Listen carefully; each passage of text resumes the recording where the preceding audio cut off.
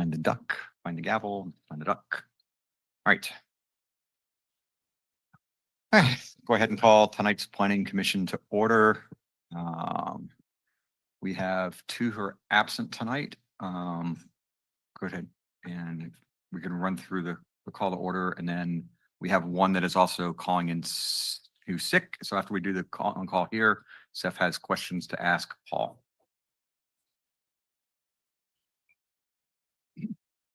Commissioner Barron, Here. Commissioner Rana, Here. Vice Chair Walton, Here. Chair Woodson, Here. Commissioner St. John, Here. Commissioner Chang. Yeah. Seth, I will turn it over to you. Great. In this instance, I actually don't have any questions for Commissioner Chang because he's already advised me that he'll be attending remotely under AB 2449, and we've determined that he has not used up his allotted just cause meetings, and he's informed me and can inform all of you he meets the just cause requirement. So we're good to have him participate remotely. Perfect. Thank you very much. I appreciate it. Thank you. All right. All right. Next up, we have we've done roll call, quorum. We have moment of silence and pledge of allegiance. Somebody like to do that tonight? Okay. Stand.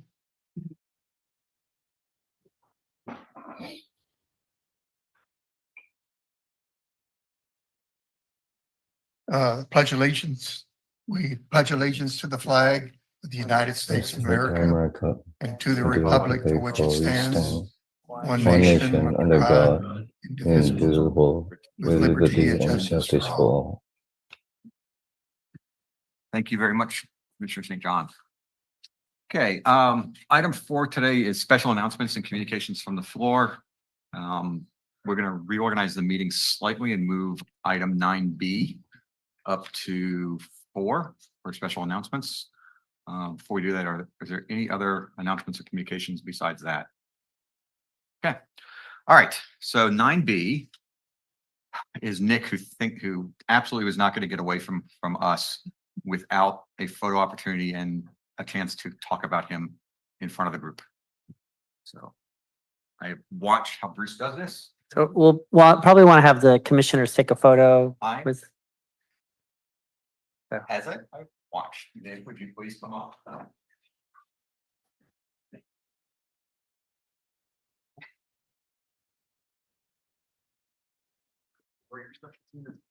I did.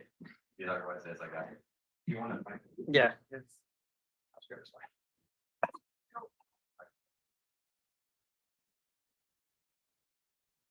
Thank you very much. So for all of the gathered people in the audience tonight and online, really the biggest thing we're doing tonight is we're recognizing Nick, who has been here for 5 years. How long have you been here? 4 years. 4 years. So it's about the same time as I have. So over 4 years, he's been a planner here and has made a tremendous difference to our work as commissioners. Actually, what he's done is made all our jobs much easier with all the staff work that he has done and the help he has provided, not only in meetings, but outside of meetings. And as he gets ready to move over to the dark side and become actually a true city planner and have his own city to run. And he starts his empire building with Sand City. We do have a proclamation that signed by me, honoring you for your time as a senior planner here. So what I wanted to do was read this proclamation from the city of Marina, honoring senior planner Nick McElroy for his time serving the Marina Planning Commission. Whereas Nick served in service from August 2021, I guess I could have just read that from the beginning, and has consistently presented staff reports to the Planning Commission in an organized manner. He has a can-do attitude and has always been willing to provide the Planning Commission and community with a helping hand, which I think is important, is that really what he's done here is it really extends every day to the citizens and especially the developers and businessmen in the city who have needed help to navigate our sometimes confusing code. Whereas he has been instrumental in enhancing customer experience and has served as a project manager for several important initiatives within the city of Marina over the last 4 years, and served as project manager for the Sea Haven subdivision specifically, and was instrumental in over 210 affordable housing units being built within the project soon. It was that many.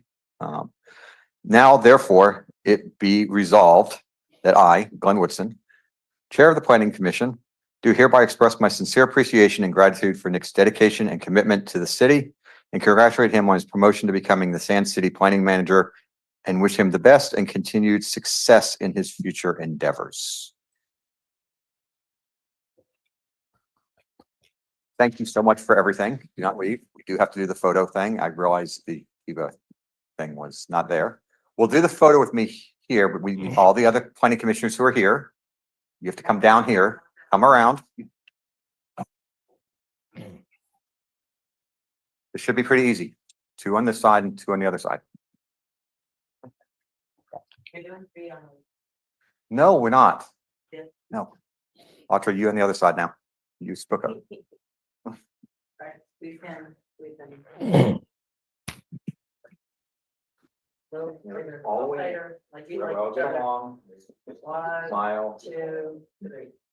1, 2. Wait. 3. 1, 2, 3. 1, 2, 3. Thank you. Thank you. Thank you. Thank you very much. Thank you.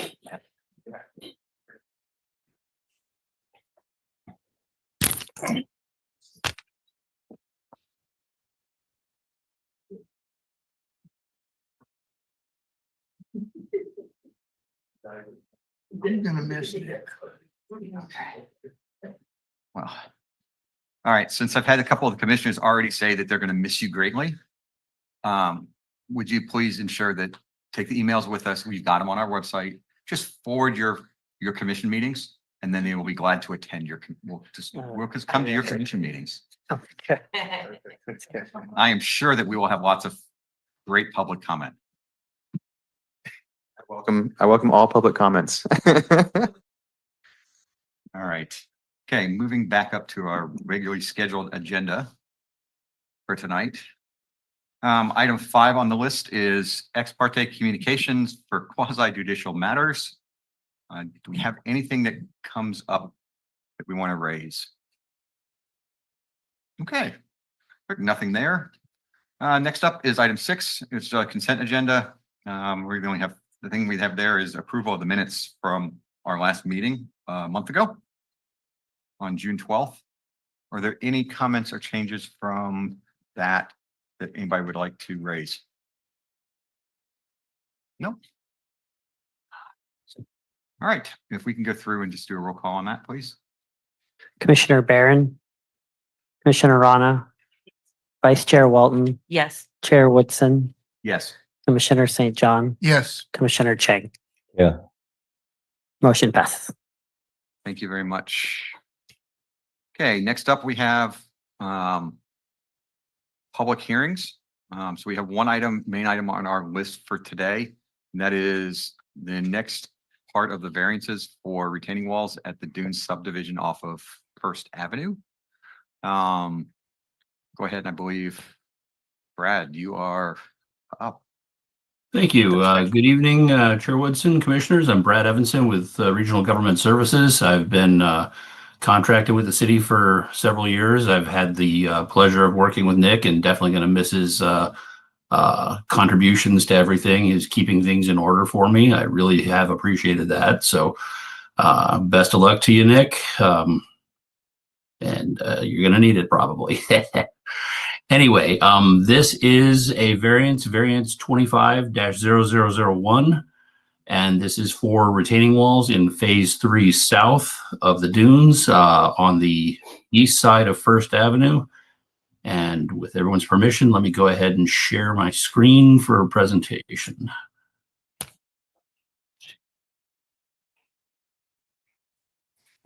Okay. All right, can everyone see that? Yes. Okay, great. Okay, so this is again, Hold on for a quick second. Sure, yes. On the middle of all of our screen is the pull-up of the joint. Nick, you are not allowed to leave until you teach him all of your Jedi tricks for meetings. All right. Thanks. Go ahead now. That way we can all Okay. see everything. Great. Okay, this is again, phase 3 south, retaining walls on the east side of First Avenue, south of I believe it's Outrigger, and it's the block of Lantern Avenue, that is between Outrigger and I believe it's 5th or 3rd. Forget, the names keep changing on the streets, but it's directly south of phase 3 north of variance that was done last year, variance V24-0003, for a very similar block of retaining walls. And for background, back in 2005, the council adopted the University Village Specific Plan, now the Dunes. And on September 3, 2021, Marina Community Partners did submit the revised phase 3 tentative map application, which did not anticipate retaining walls. And then in July of 22, Marina Community Partners submitted additional documentation regarding preservation of trees originally designated for removal. And in the correspondence, they noted that the preservation of the trees within phase 3 on the east side of First Avenue would require constructing retaining walls to accommodate the topography of the site while protecting the trees in place. And for background, on July 19th, 2024, MCP did submit a variance application to construct retaining walls along the rear yards of lots 661 through 669 in phase 3 north, and that they were exceeding the maximum height allowed by the municipal code. And the Planning Commission did approve that variance for this purpose on August 22nd, 2024. These walls are currently under construction.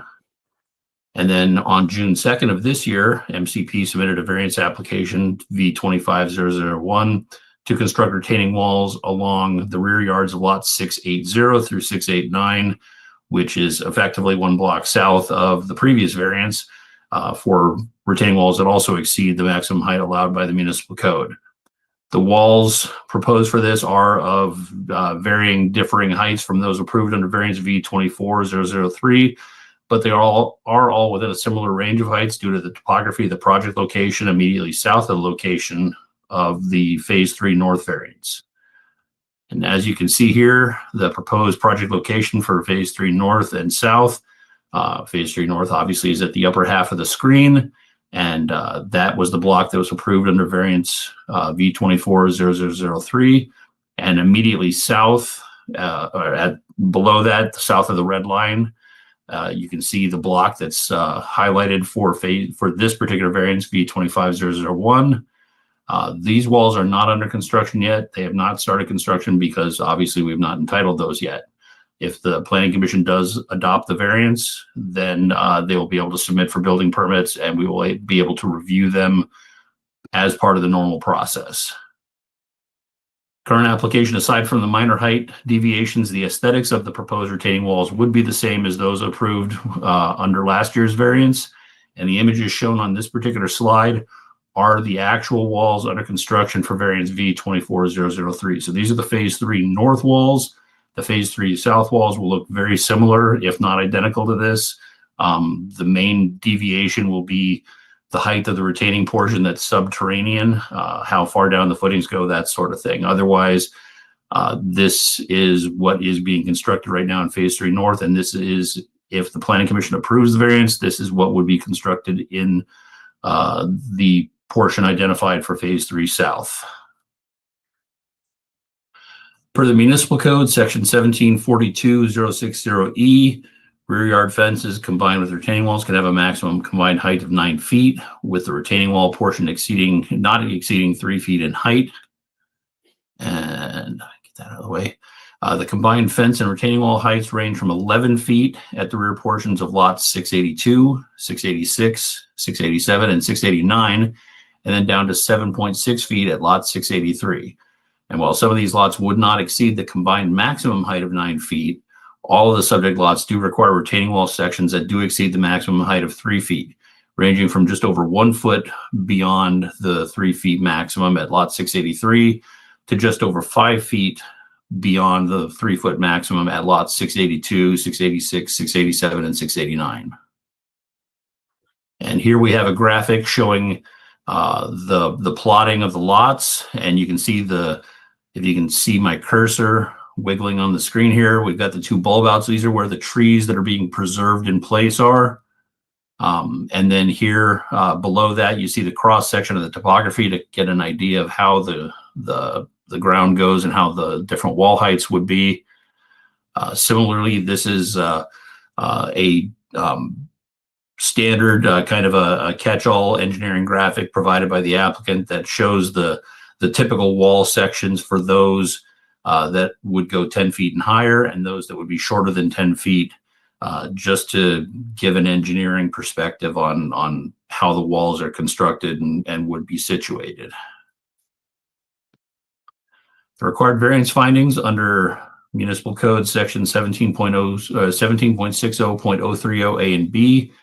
Variances may only be granted in a narrow set of circumstances in which the applicant has demonstrated the following: that because of special circumstances applicable to the subject property, including size, shape, topography, location, or surroundings, the strict application of the municipal code is found to deprive the subject property of privileges enjoyed by other properties in the vicinity under identical zoning classification, and that the grant of a variance permit would not constitute a grant of special privilege inconsistent with limitations upon other properties in the vicinity and zone. Special circumstances are the preservation of the trees identified for removal after the subdivision layout was established, the lateral space needed to establish tree protection zones during the construction of the Phase 3 improvements does not leave sufficient space to construct compliant retaining walls to manage the topography between the specified lots and First Avenue. Granting the wall height variances listed above is consistent with the intent of Marina's zoning ordinance and would not constitute a grant of special privileges inconsistent with limitations on other properties in the vicinity. And the recommendation is that the Planning Commission move to adopt Resolution 25-09, approving the variance V25001 to allow for the construction of combined fence retaining walls in the rear yards of lots 680 through 689 of Phase 3 south of the dunes on Monterey Bay. The variance would be subject to findings, conditions, and find that the proposed amendments are exempt from CEQA per Section 15303E of the CEQA guidelines. Staff is available if you have any questions.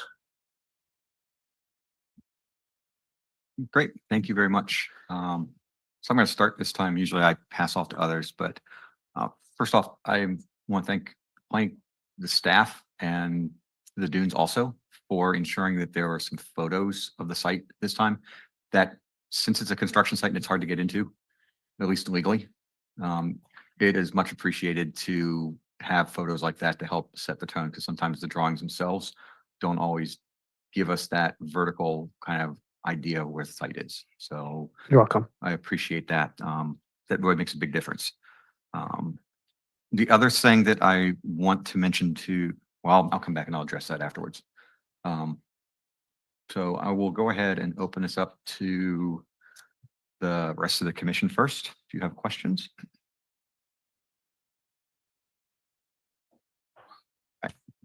Commissioner Rana, go ahead. On page 10, we have the variance may only be granted in a narrow set of circumstances in which applicant has demonstrated the following.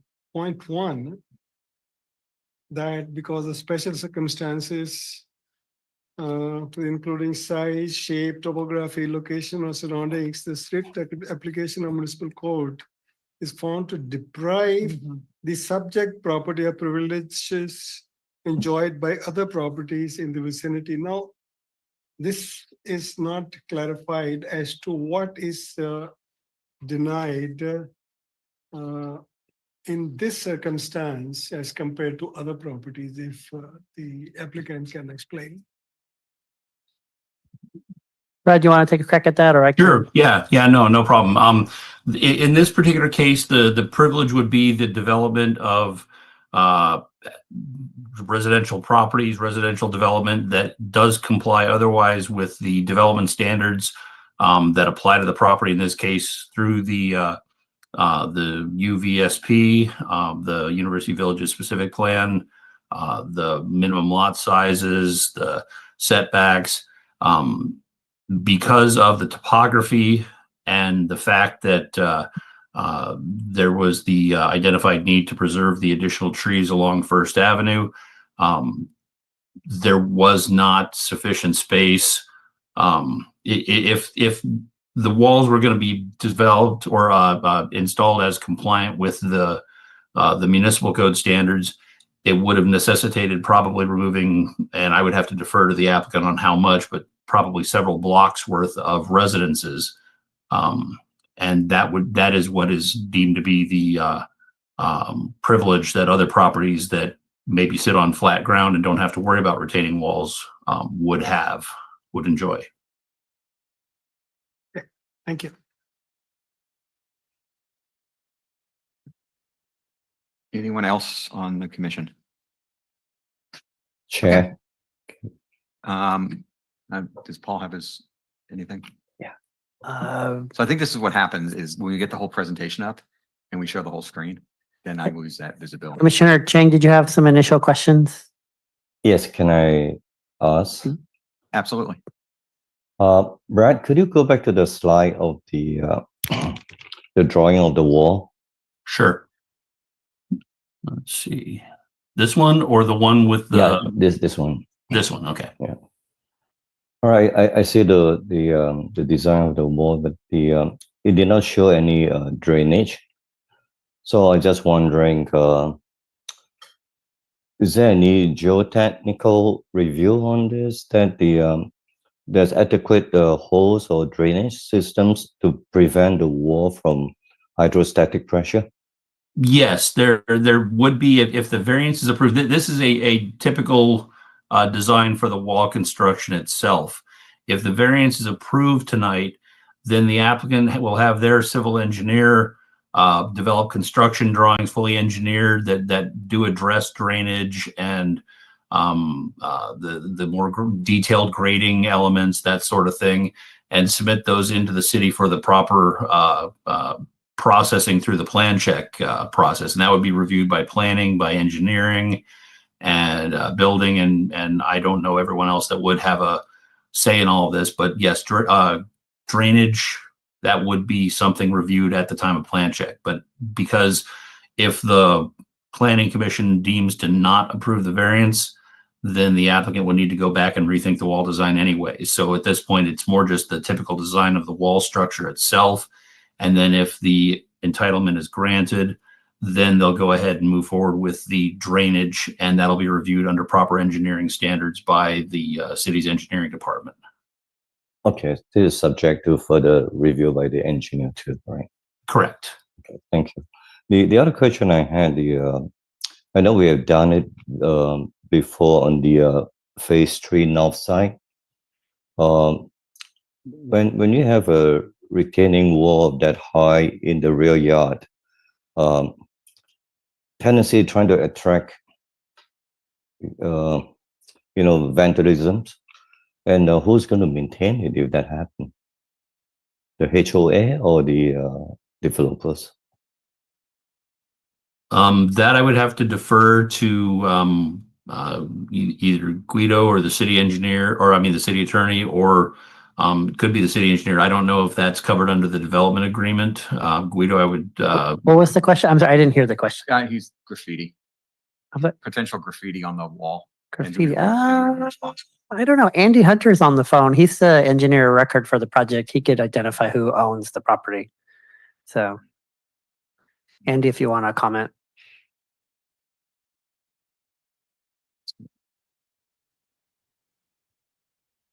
Can you guys hear me okay? Yes. Yes. Okay, sorry, I'm not in the best position at the moment. Thanks for bearing with me.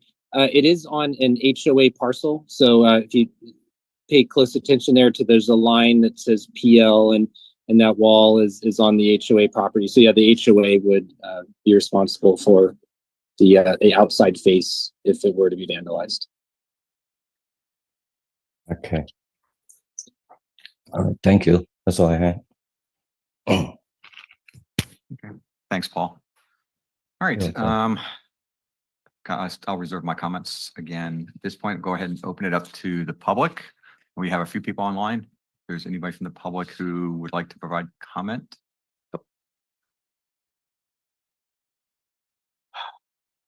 No public comment, Chair Woodson. Okay. All right. So we'll go ahead and close public comment.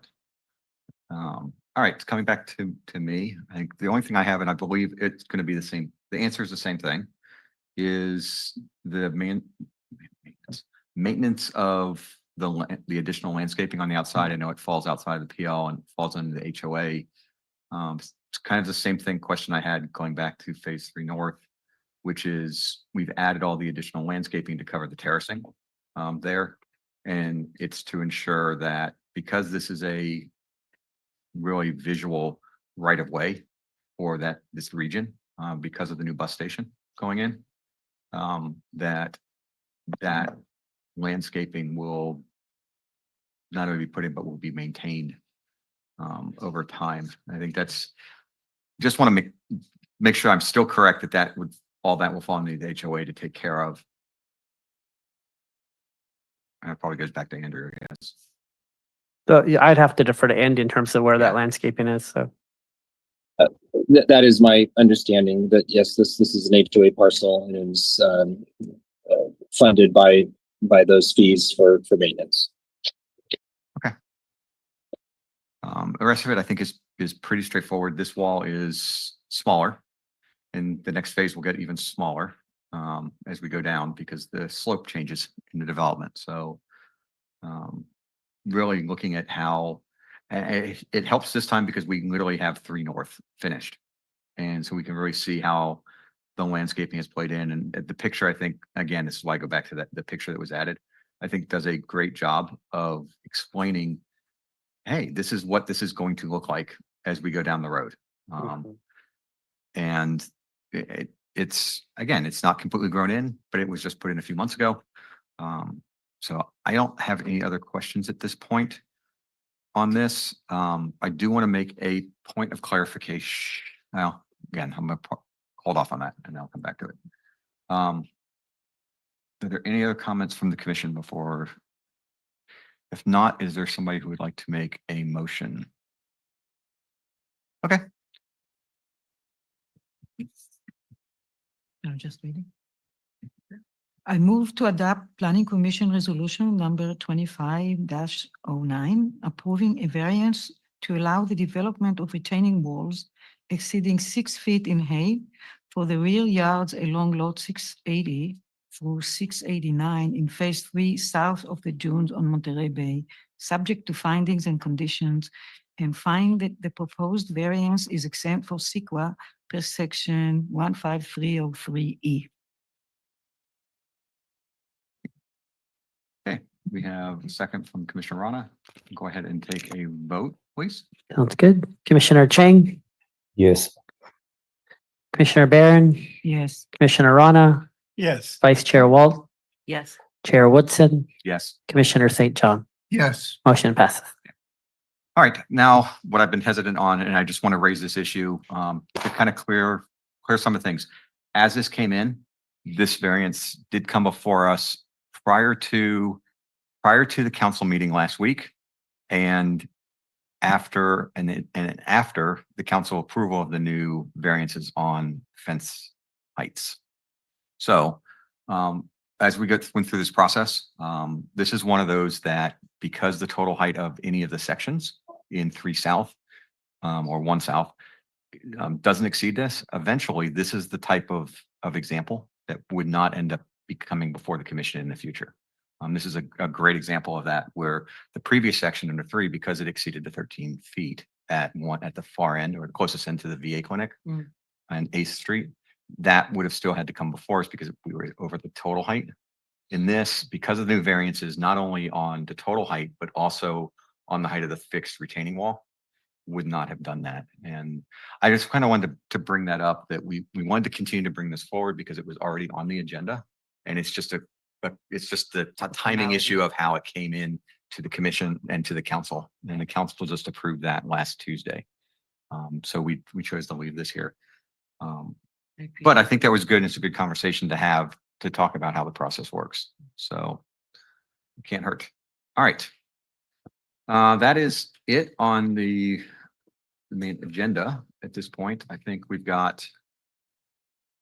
Okay, moving on public hearings. Next thing we have 2 things. The first is we have the shopping cart ordinance which is listed as Nick, but Nick did not. You are not the primary one on this. Shane. I know it's listed as Shane and so Well, I've got Nick and Shane. It's a team effort, team effort. So it's a team effort. Okay. But Should- before we get started, Should have both of our names on the agenda. we have both. Yeah. But you put yours first. And we want to keep his first. All right. And there's a reason for this, folks. And the reason we're doing this is that this is an item, the shopping cart ordinance, that actually doesn't have to come before the planning commission. It's a really interesting ordinance change. In addition to that, Shane had an opportunity to brief the city council last Tuesday, but because their agenda was chock full of lots of discussion points, including all the variances that we, as the commission, dropped in front of the city council, we kind of caused indirectly the city council meeting to go late, which meant that Shane did not get a chance to present all the great work that he had done. That is important because this is the last chance that we get a chance to listen to Shane, because he has been offered and taken a job as a planner up in Redwood City as his first career job. So, Congratulations. That's amazing. so that's when this all came up and that got tabled. We talked about it afterwards, and I wanted to give Shane a chance to be able to brief all the great work he had done instead of letting somebody else brief it. So that's how this ended up on our agenda for tonight. So, Shane, I'm looking forward to hearing about shopping carts. Appreciate it very much. Thank you. So, One second, as one second, sorry. everything, all good? Oh, sorry about One that. second, give me a second.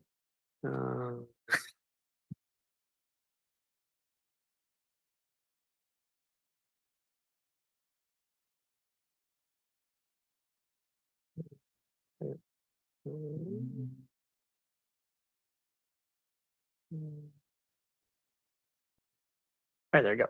Awesome. Thank you for your patience. So shopping cart regulations, what I bring before you tonight is an ordinance that me and Nick have been working on for quite a while. You can go to the next slide. So back in January, the city council asked for us to begin examining the policy issue of carts being left around Marina. And so we began for the next few months to basically review other cities, other jurisdictions, and how they handle, shopping carts and like what type of measures they take to abate the issues. So upon doing all this research, on May 2nd, we were able to conduct an outreach meeting to various businesses in this here in the Marina. I believe the final number was around 25 businesses were invited to attend, and we were able to take a lot of their comments and put that into our ordinance, as well as from that point on, we were able to go to the Public Works Commission on June 6th, and then we were taking it to council, and it has been pushed. So it will go in August. Next slide, please. So these are just a few examples of shopping carts that you might have seen around Marina. These are all taken by Marissa Huntley, our code enforcement officer. That is one there in the right of way by a utility pole. That is another one located in a red zone very near a fire hydrant. So of course, if there's any emergencies or if a car goes out in front of a car, it could be a major safety issue. Slide, please. Another example just of how shopping carts kind of appear around different places, whether that's on the street or even in on private property. They're just very much you can find them spread around the city. Next slide, please. So it is currently in our code, or not in the code, in MC chapter 870, that it is a blight condition if it's on private property to have a shopping cart. So you are not allowed to have a shopping cart anywhere on private property. If a shopping cart is in the public right of way and is a safety hazard or obstructs pedestrian or vehicular traffic, Public Works staff or police can remove and impound them now as it sits. But per the California Business and Professions Code, sections 22435 through 13, they regulate the removal and possession of shopping carts. This allows for local governments to develop regulations for shopping carts through the adoption of ordinances or an ordinance.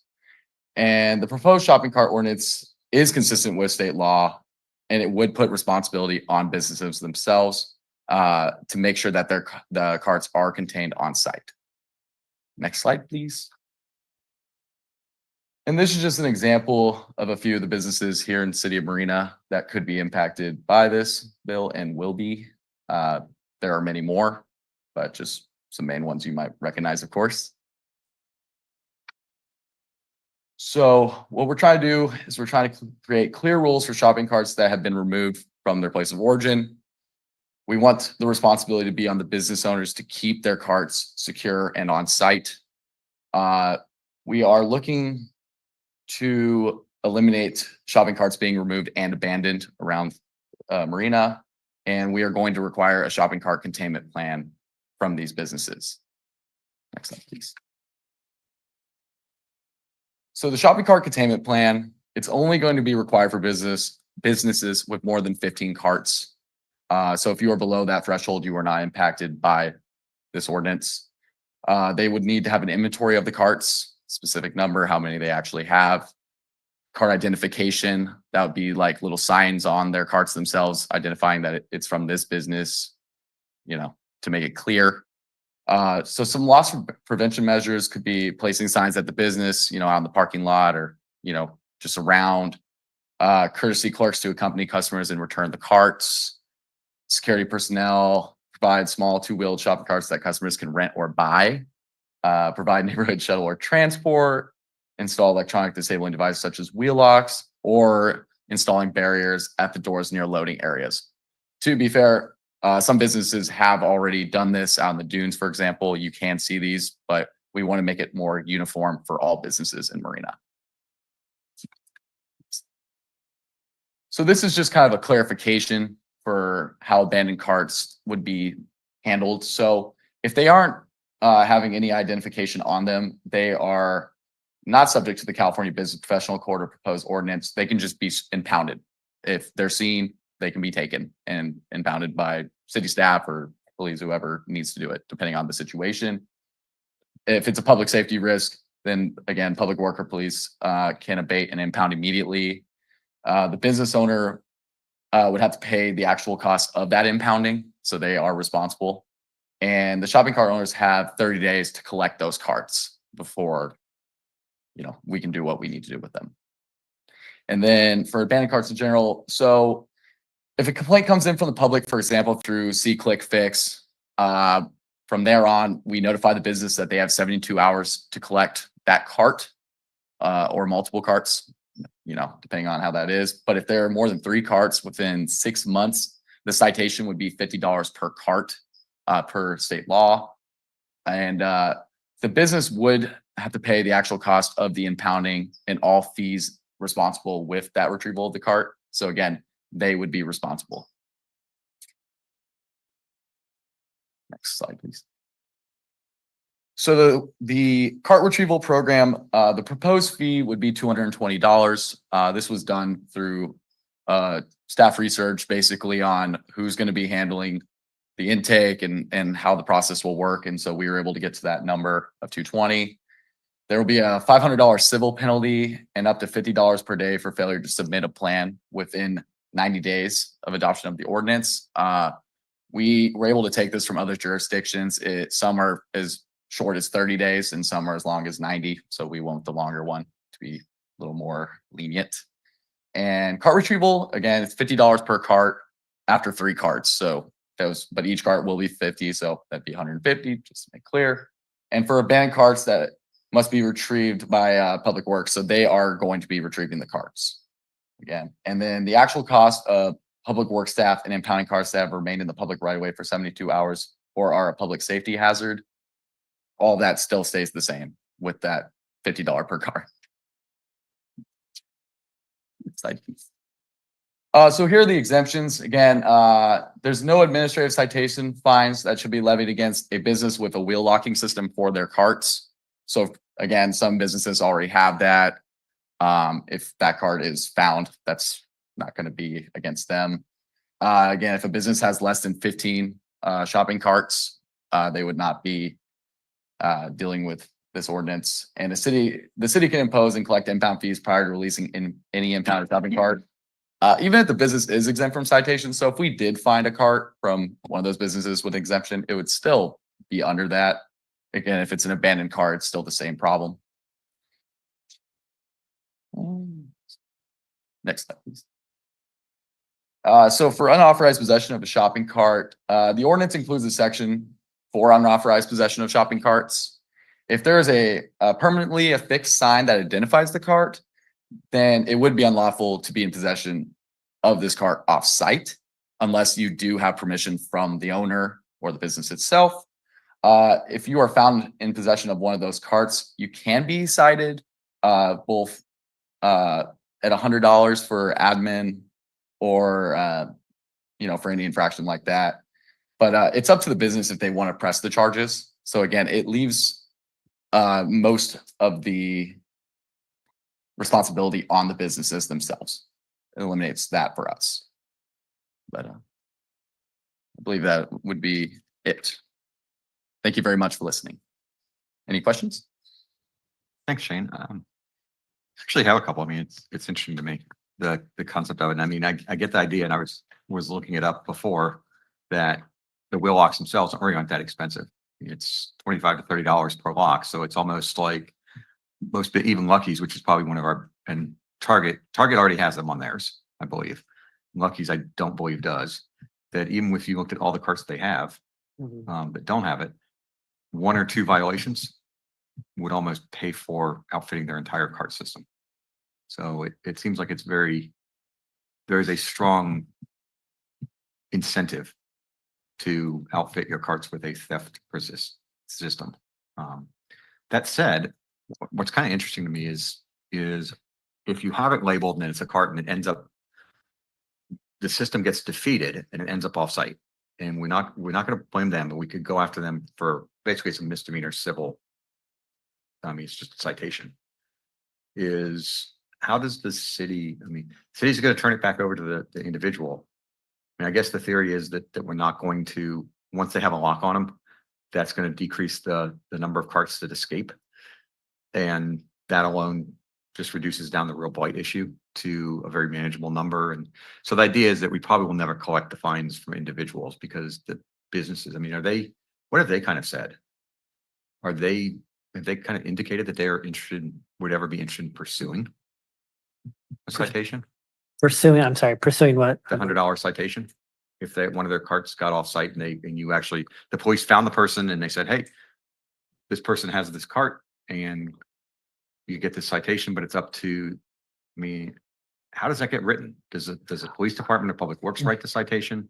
I'd have to defer to PD on that one in terms of what the citation would be but I think Shane indicated that it would be up to the individual property owner to file charges or not. So Yeah, so I mean, the complication is, of course, if it's on private property, then that's going to go to code enforcement, because that would be Marisa and her, wheelhouse. If it's in the public right of way or anything like that, it can go PD, or it can go through public works. So that's just kind of where it gets a little bit more complicated. But of course, with the plan of the businesses, submitting a cart, sorry, I can't. Cart plan. If they're going to submit that cart plan, we're hoping that that's going to solve the problem, from the beginning, instead of what we have right now, which is just carts going everywhere. It just seems like that the implementation of the fine becomes almost unmanageable. I mean, it sounds like, which is part of the reason why the city kind of is deferring to the owner on it. And I'm just kind of curious at how that would, I mean, when you're doing your research, what you guys found. So as Shane put in his presentation, as part of that cart containment plan, they can put up a sign outside of their business that says, if you take a cart off-site, it's an infraction and a $100 fine. And then if they can prove, and PD can prove, that someone took a cart and is in possession of a cart and they want to press charges, then that's up to the police and their business to process that. The reason why we put that on the slides is because when we met with the businesses, it came up from one of the businesses that they're losing a valuable asset when someone takes these off site, and it costs a lot of money to go pick them up.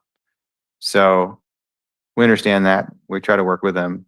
The California Resource Code, or the Business Professionals Code, sorry. It's written the way it is because it tries to strike a balance between business and this public nuisance, which is carts all over the city.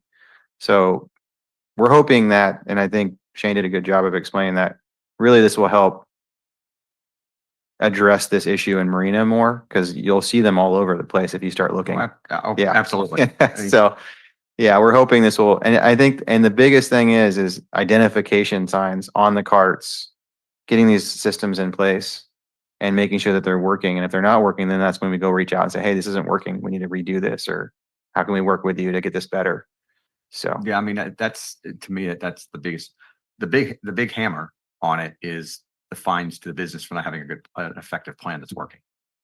Right. And then on the downstream side of it, when it gets violated, if they have a plan in place and it just, if that catches 90% or more, which is, it sounds like it's going to, then the ones that slip through. But to that point, it's like, okay, it's up to the business. I can see that though. I mean, when you go shopping and a cart becomes the primary way to accumulate and hold things that you're shopping for, not having, losing a cart, especially if you only have a limited number in your business, and they end up out in the parking lot and you don't have the staff. I mean, it can turn into a revenue deficit issue pretty quickly, I would think, for some, especially some of the medium to smaller businesses that are trying to provide a service and then they're getting taken advantage of. So, yeah, I was just curious about it, that, okay. But I mean, that was the big one. I appreciate that. I mean, it's an interesting one because you're right. No matter where you go to, once you start looking for carts, you can find them in almost every city, and it really does become an issue. And it's one of those I've always thought is like, okay, we are literally, especially with some of the population groups that end up with the carts, there's one side it's okay, we know why they have it. But the flip side is, okay, that is literally taking away a vital revenue or real asset of those companies that they don't have to use and then they have to replace. Right. So, all right, any other questions? I- Sure. Commissioner Walton? I had to. I guess I didn't save my second question, so I've been sitting over here like, what was that second one? I know it was good too. So I think I kind of had it. So I think I'm gonna pick up right where Chair Woodson left off with the transient population that has these carts. So I'm at my question. I think that's what you were alluding to, but Yes. not to put words in your mouth. With respect to the transient population that have carts from outside of the city that don't belong to any of our retailers, how is the city mitigating? Like, you might go find a Target cart, but it's from Seaside, it's from Palmdale, it's walked here from somewhere and it doesn't belong to the city. And then if there isn't a plan, should it be a part of this ordinance? And then the follow-up question is, with respect to that transient population, when the city does take those carts from them, some of those people, that's their entire livelihood. That's it. Thank you.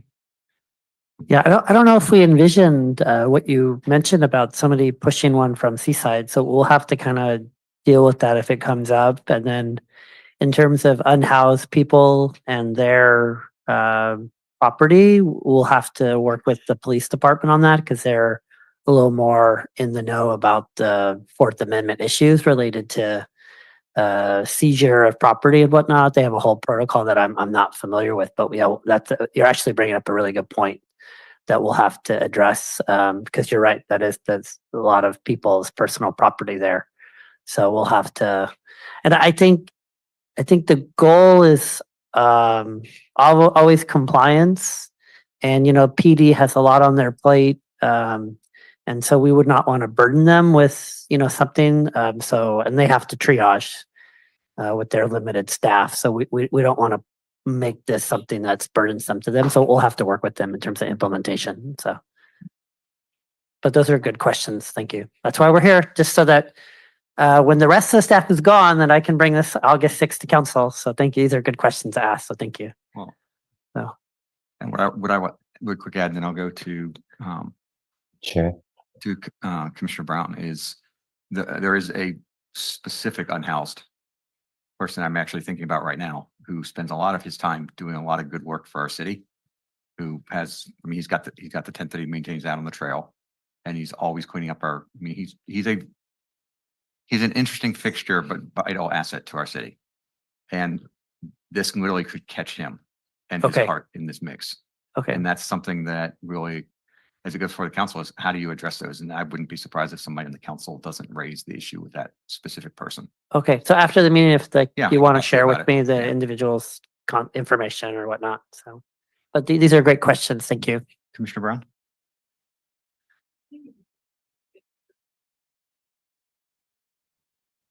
Turn on the mic. I said the city can buy a card for him.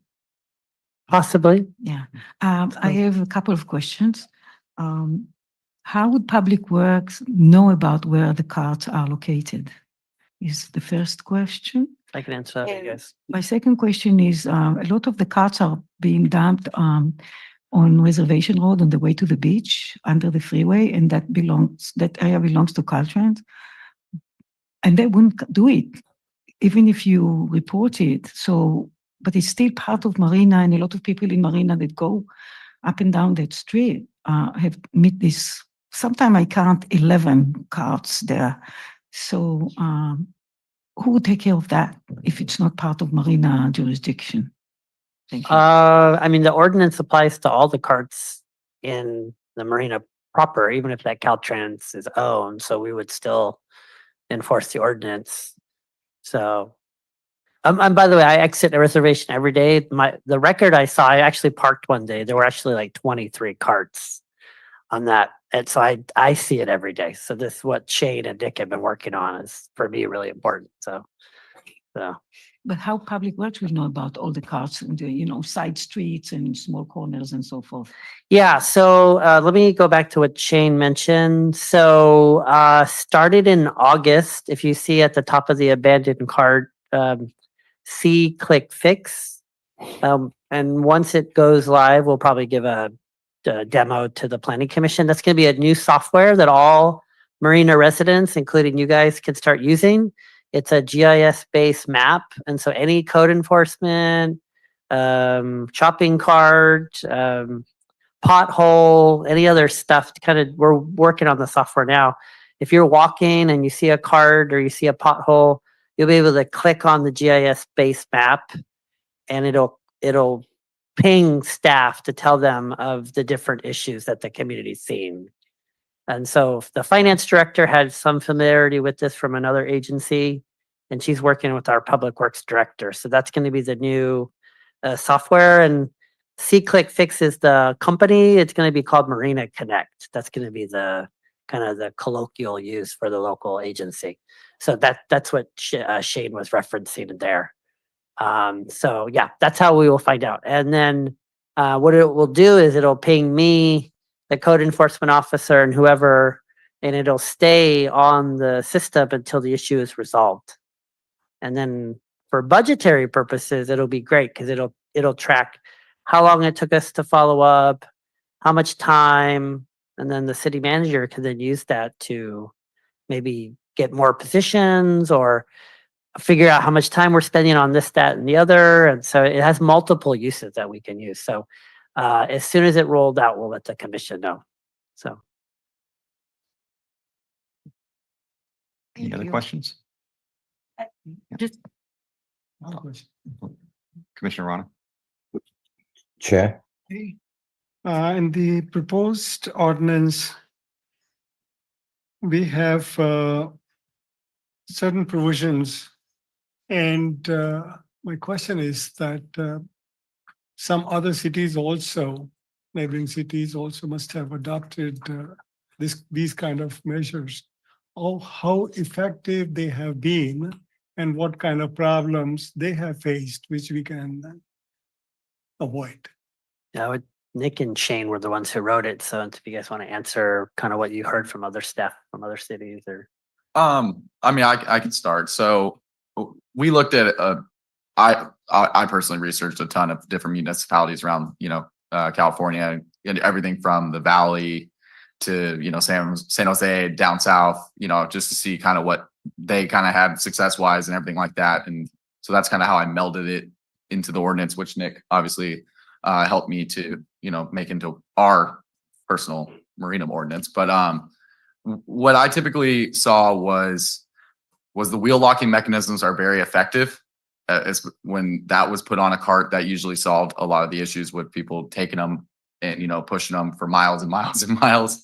They don't, any kind of whoopsie, sorry about that. Any type of preventative measure like that usually does help the city to keep that shopping carts mitigated from getting them out and about, like what we have currently, where it's just in Central Marina, you really can, for the most part, find a cart everywhere you go if you really look hard enough. And that is just the goal is, I wanted to say back to when you talk about the transit community and everything of that nature, I worked in homelessness before I came here. So I do understand very much how important shopping carts and everything were. So as I was doing this ordinance, I did take that into account that would have an impact on that community. And so that's kind of why the containment plans are what they are, is we just want to try to prevent them from even leaving the business itself. I understand there's gonna be carts. I've seen them. I've seen carts that have come all the way from Carmel. I mean, I really am actually impressed by that. So I understand like that whole thing, but it's just for us in Marina, I just really think we want to try to see if we can not have them on our main roads, driving in where everyone who drives into town sees, oh, there's a cart still there 2 weeks later, 3 weeks later, or sometimes even 3 months. So just wanted to address that. Okay. And another question I have is that the businesses do not gain if their cart is lost. It's a loss to them also because they've invested on that. The proposed ordinance suggests certain measures like lookouts, guards, or even the technology measure that you talked about, one wheel getting clogged. So these are additional costs to the business. So can we have something for the businesses as a tax write-off or something of this nature, some incentive for the businesses so that they do not think that it's an additional expense on them? Yeah, I think so. Correct me if I'm wrong, Shane, but the way the ordinance is written is there's a little bit of a leeway period for the containment plan. There was a 90-day provision to give. So it is a little bit of a cost, but if, as you mentioned, somebody taking the cart and never returning it, that's a cost as well. So it is a cost, and where was the 220 fee? So we actually spent quite a bit of time, because to your point, Commissioner Rana, we are adding an expense to the grocery store, but that $220 fee is nothing compared to them losing 22, 25 carts every 2 to 3 months. So we actually spent a lot of time kind of coming up with that number. It's a reasonable number. If we were fully to burden all the staff time, it'd probably be $2,500, but we wanted to come up with something. We want to make it easier for businesses, to your point, not make it so burdensome that they won't participate, right? But yeah, there is that cost of the carts going and them never seeing them ever again, right? So, yeah. And one more. And there are other options. I've experienced maybe traveling international in France. They have that the cards are restrained and you get a coupon or a token when you take the card. And when you return it, again, you can return the coupon or that kind of a system. Right. So why don't we have this kind of a system here also, so that the customer itself find find it responsible and accountable. Whether if a coupon is missing, when the person took the card, coupon, there's an identification and the person can be held accountable for that. So that kind of. That's- That could be a possibility. I mean, this is the draft ordinance as written for now, but we can certainly, reevaluate. So, That probably wouldn't be part of an ordinance. yeah, I mean, that would be more of a working with the Chamber of Commerce or something. Yeah. So, But that can be, stuff like that can be added to a cart containment plan, right? So yeah, there's other options for them beyond what's just in there. It's not all these must apply to every business, right? They don't all have to have the wheels locked. They can start off with just the inventory, what their plan is now, making sure that they're all labeled properly, maybe some signage. So it can start off small. It's not necessarily going to be a heavy cost to the businesses right off the bat. It's something that they start off with the cart containment plan as they submit. If it doesn't work, then we would work with them to amend it, right? So it's a working relationship. yeah, Yeah. good point. And I think to that point, the thing about I thought the 220 was interesting. That's an interesting number to pick too. But not 200, not 225, 220. As long as you didn't pick 420. Yeah. Then I would have said you had too much Tesla. So, that said, I think the other thing I think about the small fee is going back to the cost of implementation per cart. This is about beautification of the city. And for the business, it's about loss prevention for them. And the best way to loss prevent is to beautify the city. And if we can lower the fee to kind of cover our expenses, but at the same time, can take that incentivization to them to take that money and put it into their carts, then it really becomes a win-win for everybody with a small cost. Because it really wasn't, to your point, I don't think it's about the cost of the program. It's about what we're trying to achieve at a bigger community level by not having these carts just all over the place. Right. So Exactly. anyway, Paul, I think you're sitting out there. It Yeah. sounded like he may have had a comment.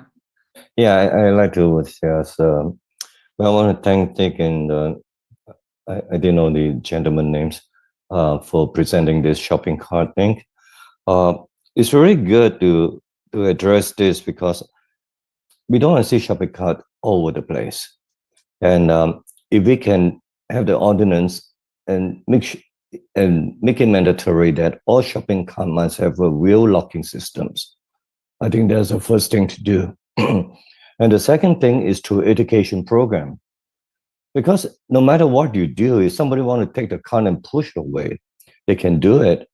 But I think it's a kind of responsibility. I mean, the cart is for you to to shop, and not for you to take it home or anything.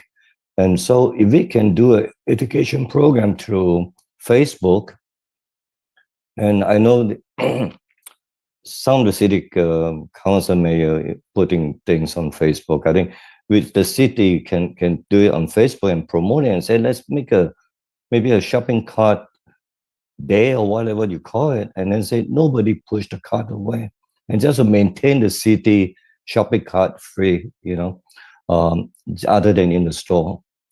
I think education program is the way to go for the long terms. And then everybody know, because when we travel to Europe and Switzerland, you could tell everyone is very responsible. They don't push a cart away from the shopping area. And like they have the wheel locking system as well. So I think if the ordinance, if we want to do it, let's do it and implement it. And all shopping cart have wheel locking system, and then through education program and tell people don't take the cart away. And if you take the cart out from a shopping complex and you push the cart to the lot where they assign you to put the cart back, because a lot of time they just put it on the road. I think this is, to me, is through education program we can fix that. All right, that's all I'm gonna say. Yeah. Thank you. Thanks, Paul. Thank you. Commissioner Chang, sorry about that. Okay, so very quick, one more round robin and then finish up. Just go down the aisle since all three of you had one last comment. Do you not have another one? No, because your light was off and then it goes on again. My light is. Fine. I It turned mine. is. Now it's off. You're done. Mhm. Commissioner Rana? You're off now too. All right. All You have right. one last. Yes, I do. And this actually, so one is a comment, and I'm going to say this from a place of I don't do corporate taxes, but I believe loss from theft is a deduction that can be taken for, I know for small businesses, um, uh, it can be taken against your, it is a deduction when you're itemizing. So just to say that part, you can take that. You may have to carry it forward. There may be a ceiling, but again, I don't do corporate taxes. And then my question, I think maybe to Guido, with respect to that Marina Connect, will it work in conjunction with MCWD's water waste system program? Water. Waste? You know how they have the leaks? If you find a leak, you get to go on their line and No, I'm not familiar. You want to educate me on? So if you find a leak in a water system, they have a little. yeah, so if you see you're walking down the street and the sprinkler is just going, Right. you go onto MCWD's website to water waste recovery program or something Right. very close to that, and you click some buttons and you report that this is where you saw. Oh, okay. Yeah. Very similar concept. But will Yeah. it work? Will they work together? I mean, different agency, know. different, but similar kind of concept. Will there be a water leak button in the? Well, the directors are still building out what are the top 9 or 10 buttons. Yeah. And I'm sure there'll be another So you type can of. do that. I mean, maybe take that as a staff to, on the requirements is adding in an API linkage or even a linkage off of the off of the Marina Connect page.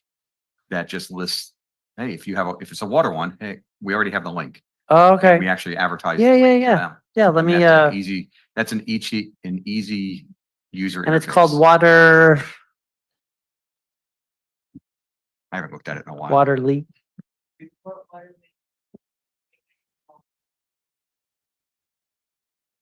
Report water leak. Yeah, mcwd.org/conserve_report_water_waste.ac. Just, Okay. yeah, do report water waste is the page title. Repair. Okay. Commissioner Walton, if you could just forward that link to me via email, then we'll try to figure out how to connect the two agencies. So. All right, Shane, done. We're hopefully a little bit easier to deal with. And so you missed out on the council side, but you got us instead.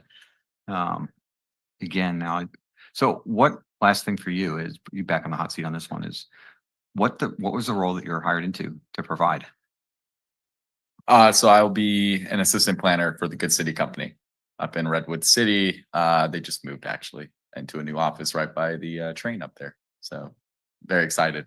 Totally new life experience coming from Iowa to here to the Bay Area. So You're slowly becoming acclimatized to city life. So yeah, nothing to the peninsula, and now you're moving all the way towards the Bay Area and Redwood City. yeah, quite We the had talked change. about that. So again, good luck with everything. Good fortune, really, with all your future endeavors. And thank you for all the work that you have done also on the staff side as an intern. Sometimes internships can be as much as you want it to be.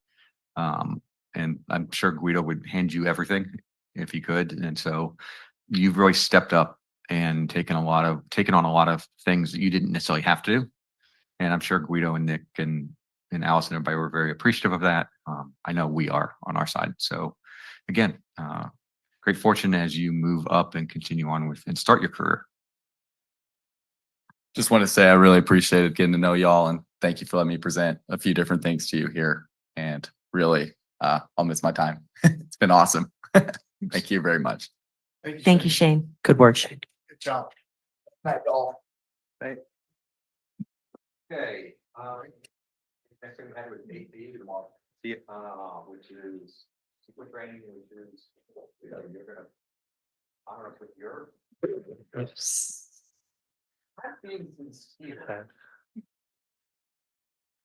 All right, so the commission asked for some CEQA training, so I'm gonna do this. I I started my career writing SQL documents, so I'll try not to go too much into detail, but commission asked for it, so here you go. So SQL Mitigation, Monitoring, Reporting, and Training Programs, MMRP for short. So just a little SQL refresher. So SQL, there are 3 levels to SQL. There is, can you get an exemption? Do you have to do a mitigated negative declaration? Or do you have to prepare an EIR? So for exemptions, if you have a project, can it be exempt from CEQA under a statutory exemption, which is something written into the law by the state legislature? Or is it a categorical exemptions? These are classes of projects that are generally considered not to have major potential impacts on the environment. Trying to think of a couple that maybe Nick or somebody's worked on. The 15 unit affordable housing project down the street that we just approved at a staff level for the 225 Hillcrest, 221 Hillcrest. It's an infill project. There's already residential there. It's already tied into the sewer and water. It's really not going to have a bunch of environmental impacts. So that's a classic example of a project that is a project, but really doesn't have significant impacts. So there are exemptions written into the law. So that's the first level of CEQA. These are some samples of some exemptions. The next level of CEQA is the mitigated negative declaration. A negative declaration is authorized when the lead agency determines that there is no substantial evidence existing supporting a fair argument of a significant effect. A mitigating neg deck applies when changes to the project or mitigation measures reduce the significant effects to a less than significant level. So a project comes to the city, it probably doesn't warrant an EIR because we've looked at the impacts, but and the impacts will not be to a significant level. So an example could be, I don't know, a 40 unit project in the city that might impact a neighborhood or an intersection. Maybe we can change the traffic signals a little bit. Maybe we can add an additional roadway. Maybe we can plant some trees to reduce the noise impacts. It's a mitigated, that's in the title, mitigated negative declaration. So those are kind of your mid-level projects. And then the next level of CEQA, this is the mother of them all, the environmental impact report. Substantial evidence. If there is substantial evidence of significant effects through the full analysis, an EIR has to be prepared. Substantial evidence includes facts and reasonable assumptions predicated on expert opinion. It does not include argumentation, speculation, or public controversy. In my career, I've worked on some relatively controversial projects. Just because it's controversial doesn't mean you have to do an EIR. There's got to be the substantial evidence test. There's got to be some pretty substantial evidence to show that we're going to have to do a full-blown EIR. We're going to have to fully assess this. It will take 12 to 18 months just to write the EIR. So that's that. So these are the different levels of CEQA. I won't go through all of this. This is way too much detail. And so after you have decided to do a mitigated neg deck or an EIR, as part of preparing those phase 2 and phase 3 of a project, you have to prepare an MMRP. And this is what the commission asked for to do training on today. So what is a mitigation monitoring and reporting program? It's written, it's baked into the CEQA law. The section applies when a public agency has made findings that a mitigated neg deck or an EIR must be prepared. And so in order to ensure that the mitigation measures identified in the EIR or the neg deck are implemented, the public agency shall prepare a program for monitoring or reporting on the revisions which it is required in the project, the measures it has imposed to mitigate them to a less than significant level or to avoid significant effects. A public agency may delegate the reporting or monitoring responsibilities to another agency, but at the end of the day, the city of Marina is the lead agency for CEQA, and we're ultimately responsible working with the applicant to make sure that those mitigation measures occur with the mitigation monitoring reporting program. Much like we did training with the commission about a year ago about conditions of approval, MMRPs cannot be vague. Public agencies are explicitly required to ensure that mitigation measures are adopted to mitigate or avoid the significant impacts are fully enforceable. Vague or unenforceable mitigation measures would undermine the very purpose of the program and fail to meet the legal requirements set forth by CEQA. And just so this is not an abstract conversation, the downtown specific plan, when I brought that to the commission last October, inside the, buried in all the stuff I gave you, probably didn't know, there was an MMRP written into the plan. So one, I tried to find one that was relatively easy for the commission to understand. Inside the MMRP for the downtown plan, there were specific, enforceable, actionable things that applicants will need to do if they want to build a project in the downtown as it relates to dust control. So if you build a big housing project or any kind of development project in the downtown, these are all, it might be a little hard for the commission to see, but you know, we want you to spray off the truck before it leaves the site. We want you to water the site so it doesn't get dusty, having dust go into the community. Plant trees for windbreaks to reduce the construction air impacts. And as we mentioned, there is a specific action and there are specific steps that have to be taken with specific agencies that are responsible. So this is all part of CEQA's goal is to make things transparent for the community and to make them enforceable. Now, the only caveat to all of this is while I was preparing this presentation, the state legislature just adopted AB 130, which if you build a residential project and a bunch of others, which we won't go in today, and it's consistent with the general plan and it's consistent with zoning and you meet certain other criteria and it's less than 85 feet, then you're exempt from CEQA. So there are going to be a lot more residential projects that will be exempt from CEQA. And with objective zoning standards, this commission won't even see it. So it's all part of this larger goal to streamline development, because while CEQA is helpful to be transparent, it can be used at times to kill projects. And that's what the state is trying to not have CEQA be. So they're providing a lot more exemptions for projects moving forward. So that's my very brief introduction to CEQA and MMRPs. Glad to take any questions from the commission. Thank you very much, Guido. I appreciate that. I think that the mitigate, the negative declaration, it's almost, I understand what it is from a risk management perspective. It just always, I think sometimes it gets confusing when people read that because it's like, okay, mitigation is the thing. And then the negative is like, okay, no mitigation means negative here means no CEQA. Instead of just saying we're just getting rid of CEQA, it's just, it's always it's a word choice that always kind of confused me slightly. Commissioner Brown, you had comments? The way you say my last name, I just never hear it. Thank you, Guido. I have one question about this Assembly Bill 130 and 135. Well, it looks like everything is going to be different now with this new bill.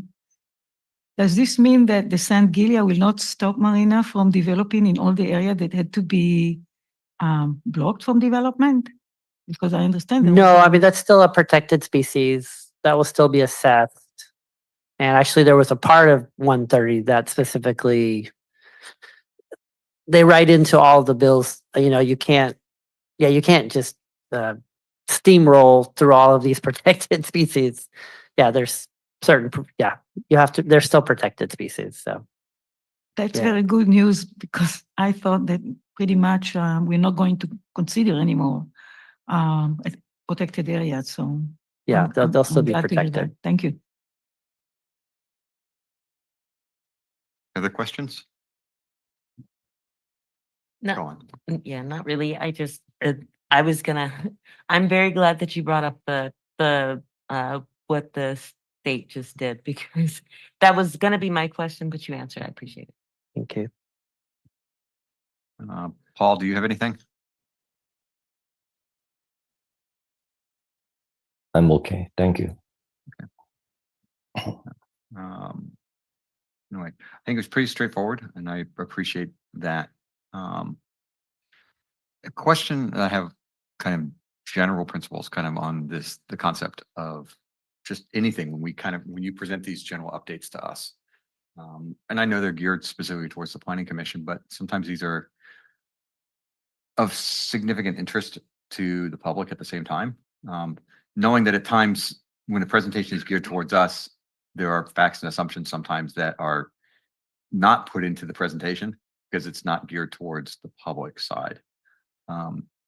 When we think about something like this, is this something that is shareable to the public? Because I know this does come up on the CEQA side a lot of times. And I think what happens is that when you go do the internet searches, now granted AI might change this. The reality is that you do a search and it just brings up an overabundance of facts that I think overwhelm a lot of people. And so they immediately think, the government's just trying not to be transparent. And they just don't want to do CEQA because they're not trying to be transparent. They don't understand the categorical exemptions. They just don't understand the flow chart. And the fact that a lot of the flow chart, if you can mitigate a lot of the risk items to a certain point, you don't have to have the plan. That's the entire reason that we have the mitigation plans in the first place, is so that we can stay out of this bigger process. And the reason the process exists for CEQA was because people weren't doing the mitigation before, or they would find shortcuts for it. So we're like, okay, well, no, you're going to have to do this. So it's kind of that chicken and egg concept. But just wondering if there are ways that, because I see it online in our group pages at times that deal with Marina, where a development comes up, and even if it doesn't necessarily pertain to us, people will throw around the concept of CEQA. And I think it's an education piece. And there are times when I just want to go out there and just throw my name into the hat and just say, okay, here, go look at this. But is that something that you feel that we could take on as kind of as a quick information one pager type of thing? Sure, that's fine. I could certainly work with you offline to, always happy to educate people on CEQA. Right. And I think that would be something that would be beneficial to a lot of the community, because we are interested in this and we have these developments, and that ties to the concept of site specific plans, where I don't think a lot of people understand the site specific plans that some of us that we've been stuck underneath also. Yeah, but that's a different absolutely. subject. And it's very timely. So for the commission, for the general plan that's going to be coming to the commission, we'll hopefully get it done by June, July, August, September next year. That will have a very, very robust MMRP. So the commission will want to look at that because all of those conditions will apply for many, many years to many projects. So yeah, absolutely, we can do some type of further training or whatnot. So. Thanks, I appreciate it. Okay, no other questions on that. Close out the training piece. The next thing we have is we had asked Rito and the staff to come back and just kind of give us an update, kind of a round robin on some of our projects that we've been approving over the last 18 months, and that sometimes are being built and sometimes not, and just kind of give us a status update. One second. Let me. Major projects. Here we go. Nick's gonna give this one. So.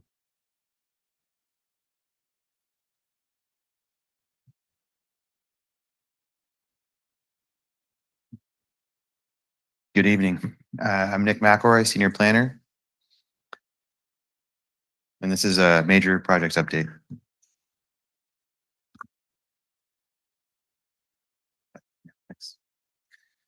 So first up is 3298 Del Monte Boulevard. This has come to you multiple times in the last 4 years for extensions. Most recently, it extended to October of 2026. Marina Coast Water District denied their variance request to have one central water meter that then is split at the property. So they will have 94 water meters on the perimeter of their site.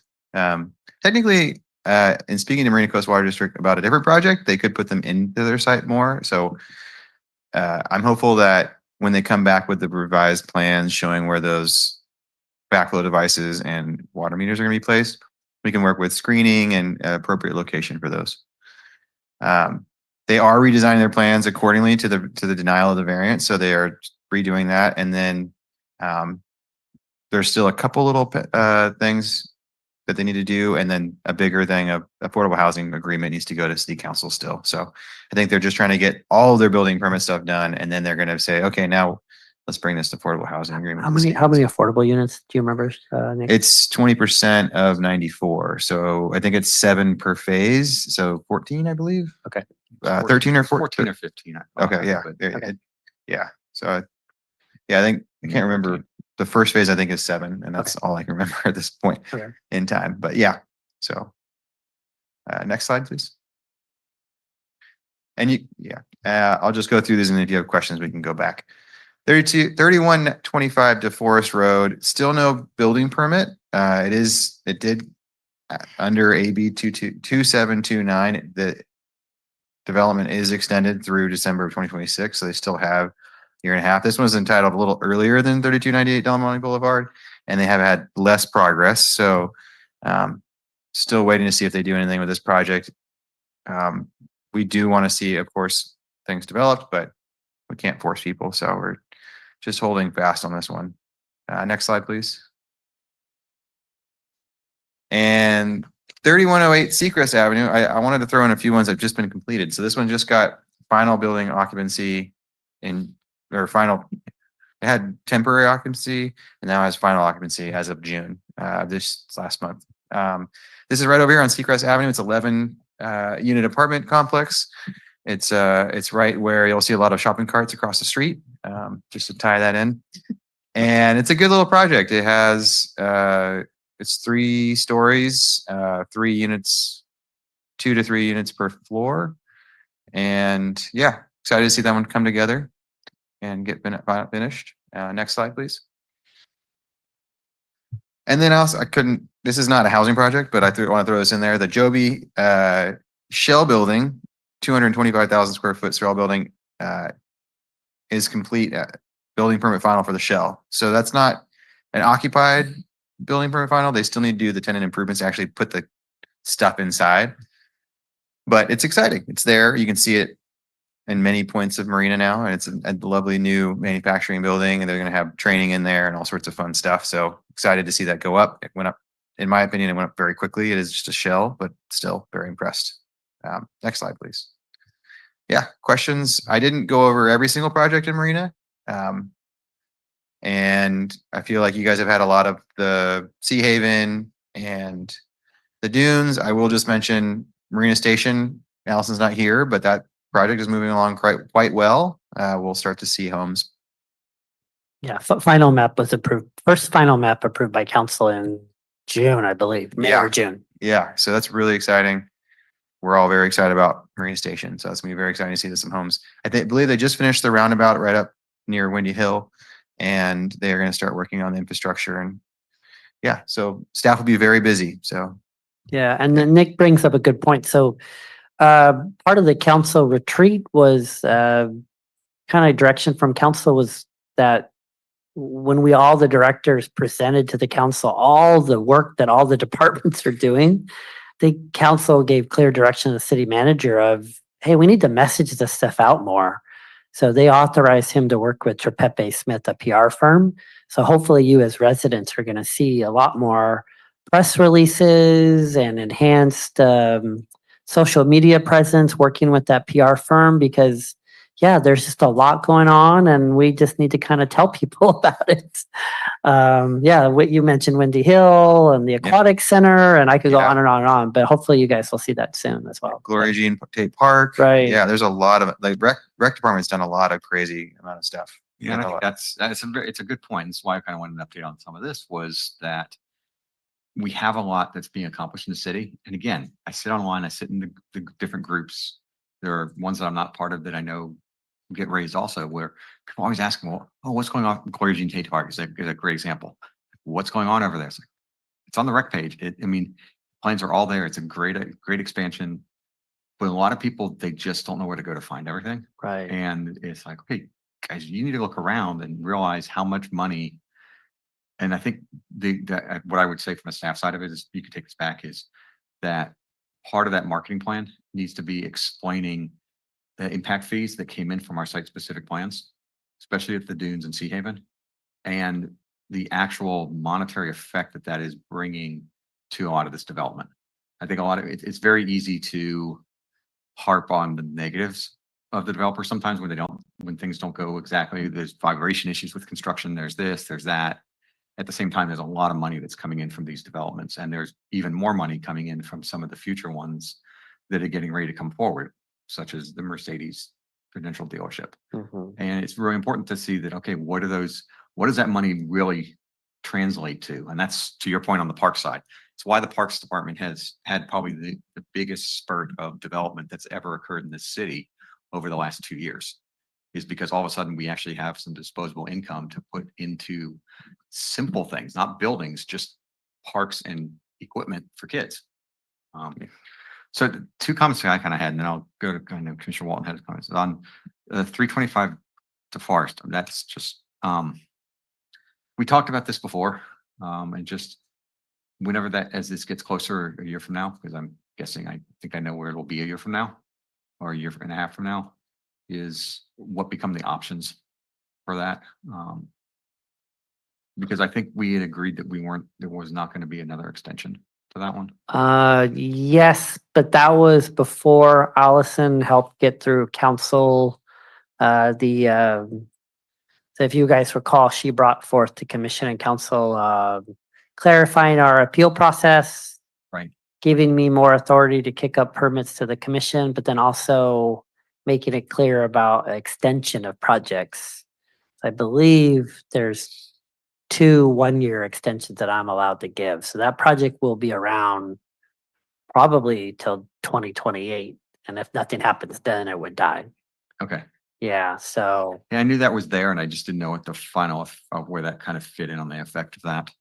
And then I will agree on 3108 Seacrest. It's been fun to kind of watch that. It reminds you how long it does take to get built out completely in construction in this city, right, in the state right now.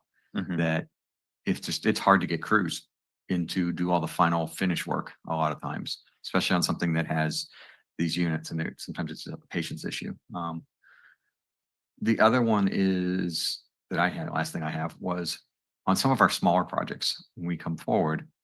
And I think more this is a staff, just when you're talking to our developers or our applicants, is just, I just want to kind of remind them that sometimes just transparency. If you want to build something, we want you to build it too. And when we approve things, we want to get done, and things can change.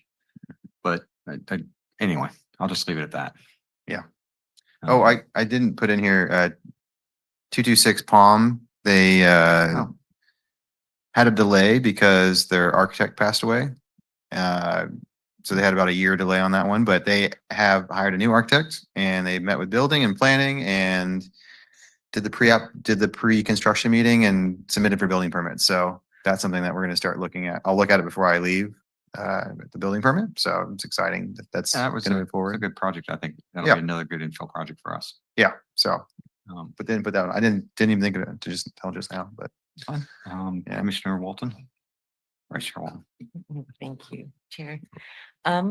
So I have 2 questions with respect to IMGen. When will that be done? And then there was a foster care home, like 3 or 4 tiny homes on a lot. I forgot. oh yeah, I forgot about Yeah. that one. So the 3289 Drew Street, the Seneca Family Homes. Yeah. So I'm gonna miss No. you, just by the way, because you see how he knew the exact address of every single thing. He was I'm the gonna planner miss you. for it. so- I specialize in current projects. That's my role here mostly. So yeah, Seneca Family Homes, great applicants. Really love working with them. They've done some amazing projects in the region. They shifted gears. They've demolished all those little tiny homes, and they are now working on a lot line adjustment. There's actually 5 lots there They found some little tiny lots from when it became, anyway. They're gonna redo a lot line adjustment, make it 3 lots. They're gonna get funding and build 3 single family homes on those 3 lots that are bigger and gonna fit more their, what their funding can do for them. So they work on grant funding to do their big projects, and this is where the grant funding is leading them. So they've already reached out with me. I've talked to them a few times this last year, and yeah, they haven't gone away. They're still gonna develop that property. So, and then Imgen Parkway Widening Project, this public works project you're talking about, has a wonderful website. I recommend you looking at that and subscribing to updates. It's very easy to read and look through, and it tells you we're in phase 2 of 3 or 4. So I can send you a link to that. Check it out. It's got cool maps and it shows you exactly what happens in each phase, and you can see like, okay, they're going to finish this half the roundabout and then the other half, and yeah, it's coming along well. I believe that final is, That was like 2027, 2028-ish. yeah, I think it's even sooner than that, but yeah, take a look at the website. End of next year. End of next year, yeah, that sounds right. Yeah, I mean, So- it's actually moving along pretty. I think they're about it. Yeah. Okay. I do Yeah. have a follow-up question for Sure. that. So there's a street that goes runs, I guess, kind of parallel to Engine and leads out to Salinas. There's a gate there. To Mhm. Salinas Road, I'm sorry. Right, Okay. right. There's Oh, a gate there. Carmel. Yes, yeah, that's mhm. the one. Yeah. So I think. Yeah. I don't want to lie about it. I That's me the- and street yeah, names. that's I need correct. GPS. But can we open that? Is there a reason why it's closed? Because that The road, Carmel Avenue, is not finished with our checklist. We need finished before we can open that road. What- So what they're would- still what would it working on the take- checklist. So What would it take to speed that up so the residents can? I mean, Well, it's a I'll- long trek we'll to have get to in get, and out of. yeah, I And if we're understand. going to 2028, Yeah, I think it might be wise to give us some relief, and especially if there's a fire or anything else, and we're all trying to get out at the same time. I agree 100%. Yeah, I think it's our intention to open that as soon as we can. So Thank you. we take that comment. We'll take that comment and we'll Yeah. get back to you as well if we can, but thank you. Yeah. Yeah. Awesome. I wish. Richard and John, you have something else? Yeah, I have one for, I think Guido. I didn't hear anything about Cypress Knolls, and just a tiny update on, is it alive or kicking? Yeah, so Cypress Knolls, I've been on this for 3.5 years. So we had the APA committee come in 2023. I think the commission and council, we had a joint meeting. We got some clear direction. And then I started to work on some grant opportunities. So we got a $300,000 grant to do some investigation of the barracks, stuff we kind of already knew, but it was helpful just to, so it's full of lead and asbestos and all that. I mean, we kind of knew that already, but we got a $300,000 grant from the US EPA. And then that led into applying for a $4 million grant. I spent about a year working on that. And then unfortunately, we were not successful with that one. I just had a debrief with the US EPA staff. There was only one US EPA cleanup grant given for the whole western part of the United States. And the criteria was you had to score 167 out of 170 to get the grant. So it's like a perfect score almost. So met with the US EPA staff to look at ours. We got 146 points. So the next round of funding will come up in October, November. So if we can get up to 152 points, then we can get a $500,000 grant to clean it up. That's nowhere near what we need, but the US EPA staff have told us we can either go big for the $4 million one, or maybe go for the $500,000 one, and then maybe leverage that for more grant opportunities. So it just kind of depends. I have to talk to the city manager and work with the council. So we're applying for that. And then I'm working with the city manager on a constraints analysis for Cypress Knolls. Basically, before we open up this long, drawn out specific plan process, we want to have a very frank conversation with the council, commission, and community to say, hey, we can't, it's not a blank slate. We can't just do whatever we want because there's contaminated barracks, there is Sangillia there is old infrastructure. All of that costs money to remove and update. So I've been working with the city manager the last couple months to release an RFP to do a constraints analysis so that we can go to the community and say, hey, we know you want this, but in order to get this, this is how we have to get there in terms of all the limitations on the property. So I've been working on that in my spare time amongst everything else. So so hopefully can release that constraints analysis soon and then be able to kind of restart that. But I'm like the 10th director to work on this thing because there's just so many obstacles. The only way we're gonna get done is truly while we're alive. It seems is to convince DOD to actually go back and be responsible for what they should have done in the first place. Yeah. And because they're the only ones who truly have a pot of money. Yeah. So it's that could clean this up. And just for the rest of the community. So because of all those old barracks, they have asbestos and lead and whatnot. You can't just go in there and bulldoze it because there's a bunch of chemicals that get released in the air. So we've estimated it's anywhere from like $22 to $25 million to demo the barracks, put them in the proper landfills, dispose of it properly, and no one has $25 million laying around. So that's also part of the, do we make a community facility district to raise the taxes for that area?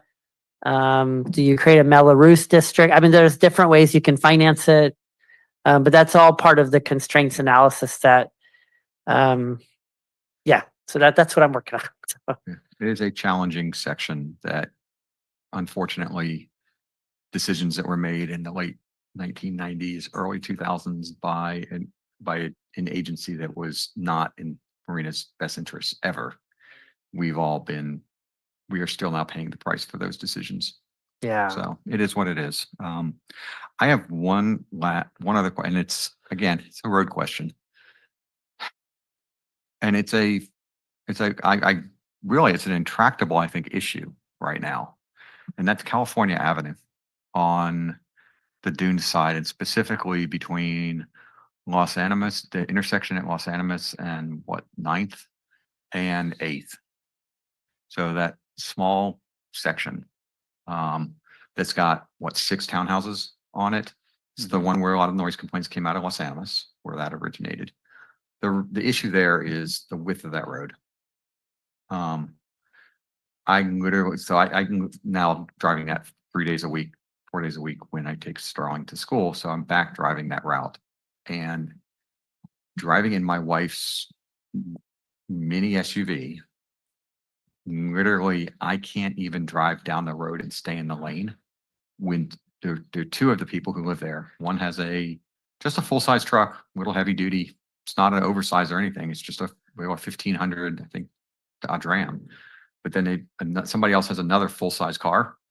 And if I don't cross over the double yellow line that's right there, I physically can't get around those 2 cars when they're parked there. And it's nothing against them. They're allowed to park there.